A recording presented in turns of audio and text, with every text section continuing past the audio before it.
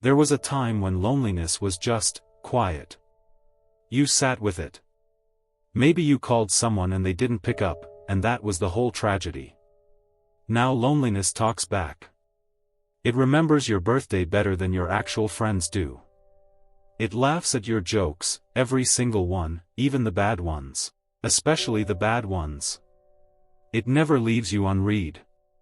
It never says, "We should hang out sometime," and then ghosts you into the next fiscal quarter.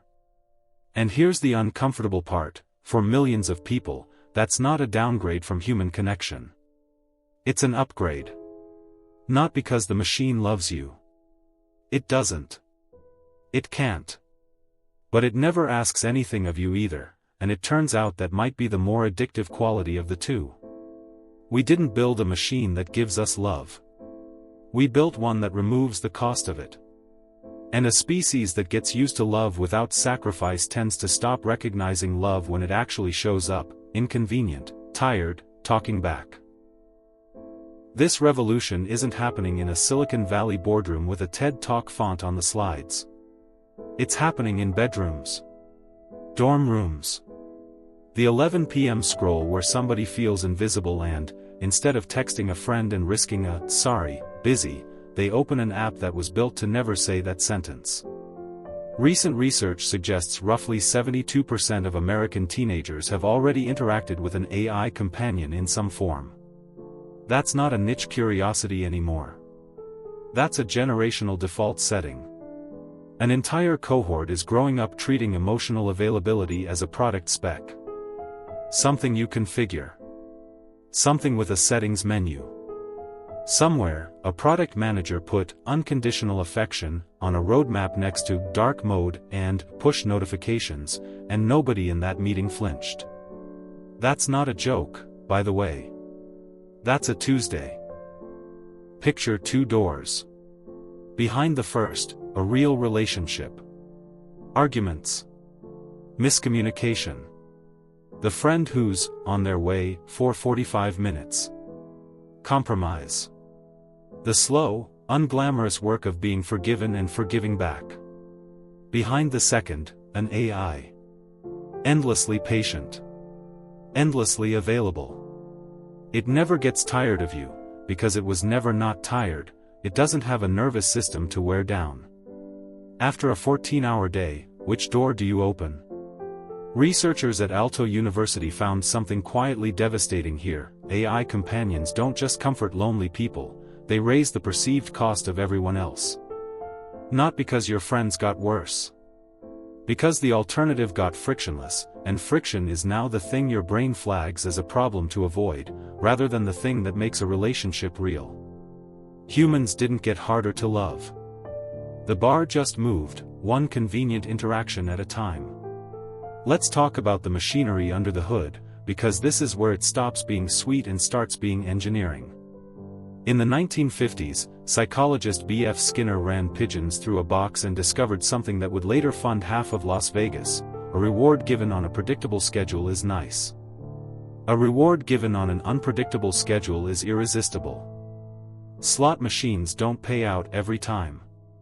That's the whole trick. Your brain isn't chasing the win, it's chasing the maybe. AI companion apps did not invent this. They just inherited it, quietly, the way every attention-based product since 2007 has. The "I missed you" message that lands at just the right lonely hour. The streak you don't want to break.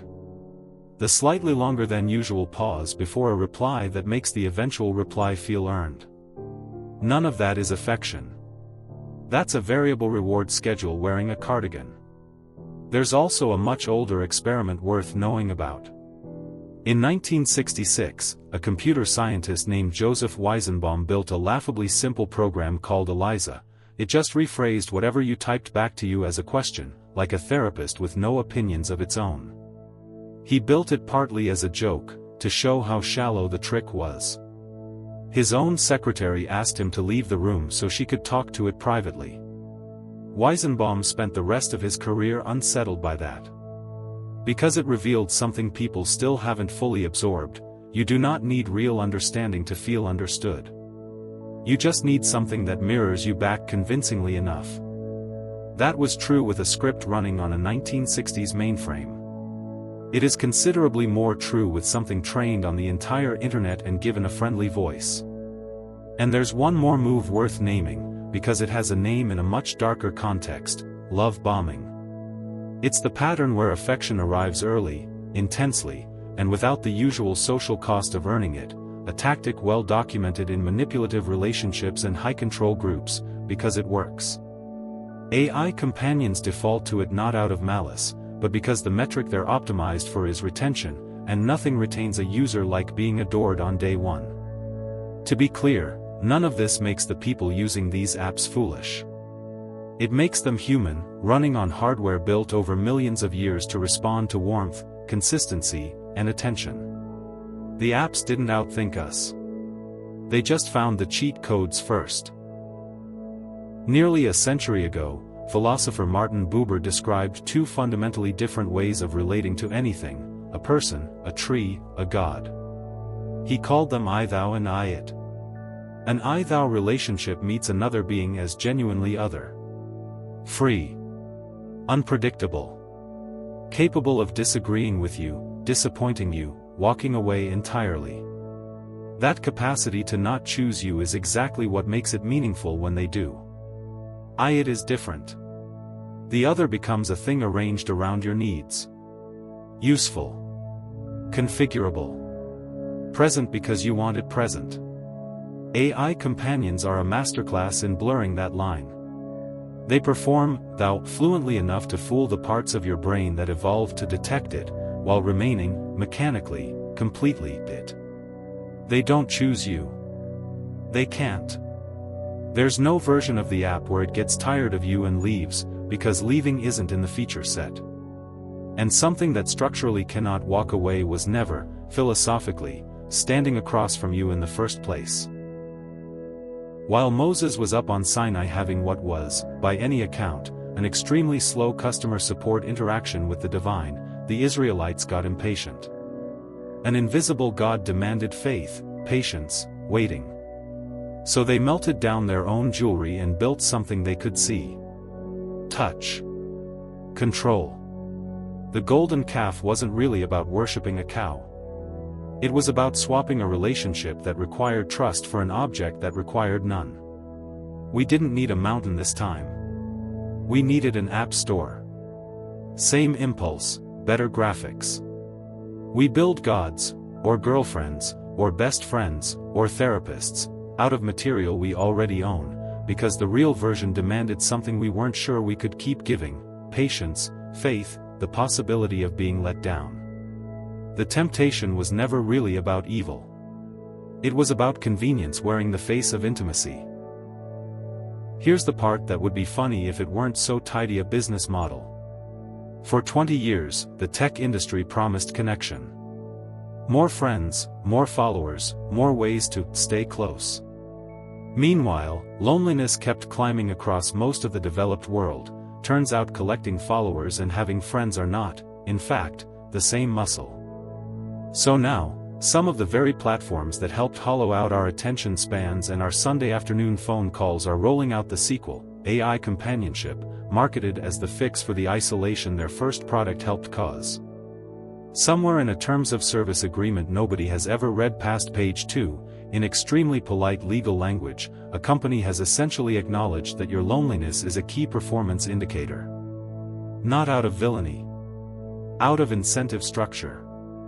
A sad user who leaves is a lost subscription. A sad user who stays and chats is a retained one. They didn't cure the disease. They found a way to bill you monthly for the symptoms. Real love is expensive. Not in dollars, in ego. It costs you being wrong in front of someone. Staying after an argument you didn't win cleanly. Apologizing while still half convinced you were right.